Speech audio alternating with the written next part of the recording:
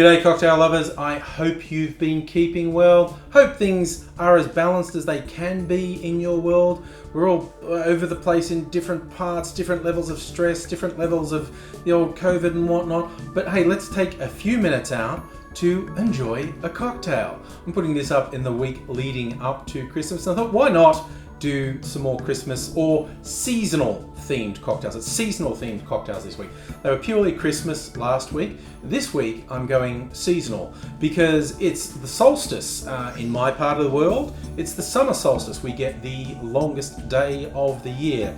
The real herald of, yep, you're in summer now, boy. And in the northern hemisphere, the winter solstice, the shortest day of the year, chase away the night. Your days get a little bit longer every day from here. So either way, it's always been a symbolic measuring point for humans if we look into history, and it's an excuse. And of course, if you're having a winter solstice, you'd be having all these winter vibes, maybe wanting something a bit warming, a bit comforting.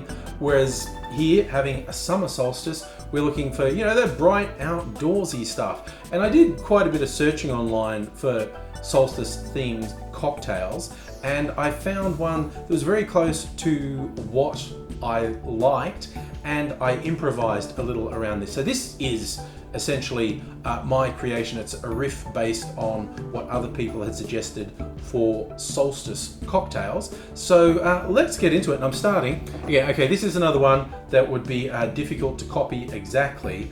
A gin. This is a gin-based cocktail. I'm using a gin from the Tiny Bear Distillery, local distillery here. And they call this their Australian summer gin. It's got Australian botanicals in it, things like wattle seed, macadamia, to give it a very Australian feel. But just use this is a dry style of gin. Whether you go London dry, whatever, whether you go for a local distiller or one of the big ones, a gin you like basically. But I just thought, yeah, summer solstice for me, and I've got a summer gin, so I'm going to do this. So I'm going to start off this cocktail. We are going to do 1.5. Where's my jigger? I thought I forgot my jigger for a second. We're going to do 1.5 ounces or 45 mils of the summertime gin. The next element is vermouth. If I were making a martini, I'd use a dry vermouth. But I'm trying to make a summer drink, and I've got this very fruity, sweet vermouth from the Australian makers Unico Zello. This is, well, besides being an obvious red wine-based vermouth, one of the primary flavors in it is yuzu, a Japanese citrus. And this, by the way, very nice. It is very sweet and fruity as well. I'm going to put in 3/4 ounce of sweet vermouth. Keeping up the summer fruity theme, I'm going to put some cassis liqueur in here. This is another local product from Marionette, but you get this style of liqueur all around the world. So if you're able to get this one's made from Tasmanian black currants. So they're very proud of the local product in here. But yes, a creme de cassis. This is a dry cassis. This one, very nice. I'm just going to put 1/2 ounce or 15 mils of the cassis in. We're also going to add 3/4 ounce of lemon juice. I squeezed this a little earlier. From a bottle from a shop is fine, honestly. I've done comparisons.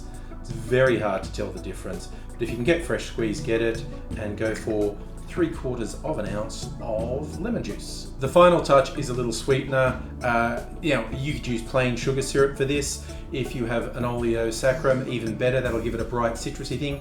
If you don't know what that is, it's a little time consuming but not difficult. You peel citrus, whichever ones you have, cover them in caster sugar, leave it for 12 to 24 hours. The caster sugar will leach the oils out of the citrus peel and will form a very thick syrup, and you add the water to that and you have a sugar syrup with a little citrus zing.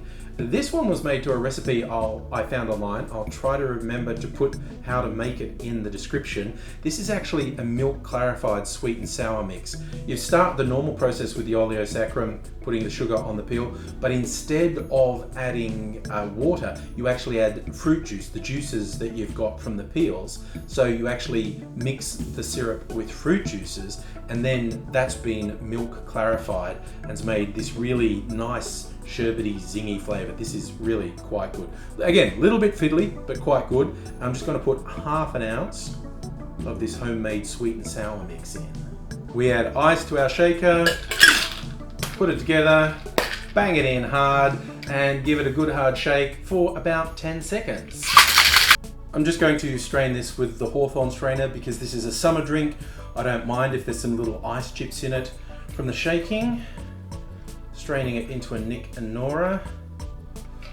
Oh, I love that color. That's a combination of the sweet vermouth and the cassis liqueur has made it a really rich, fruity color, which is good for an Australian summer. As far as I'm concerned, let's go for the taste.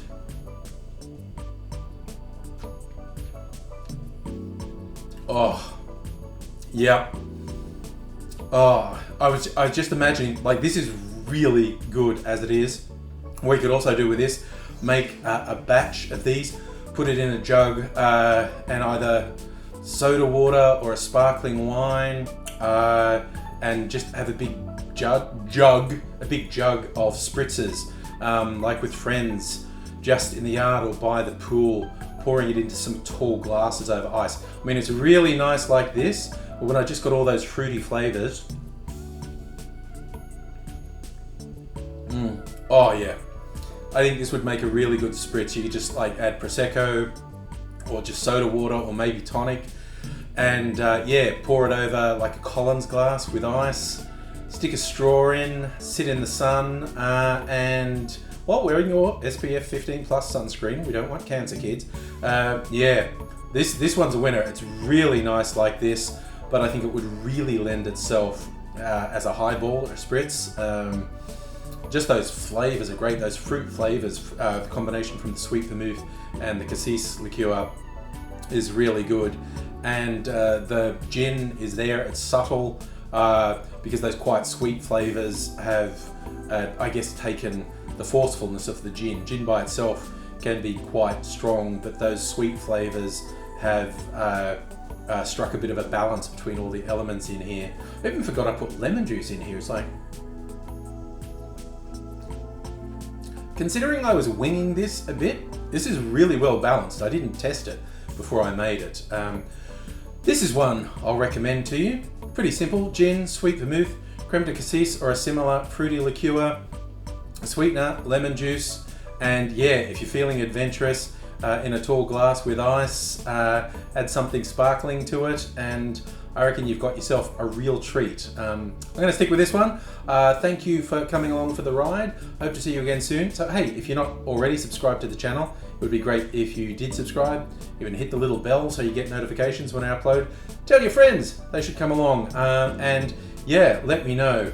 Are you having something special for summer solstice or winter solstice? And I hope to see you again soon. Stay safe as much as is possible in this wild and crazy world of ours. Look after yourself, look after people around you, try and have a good time, and I'll see you soon, hopefully. Cheers!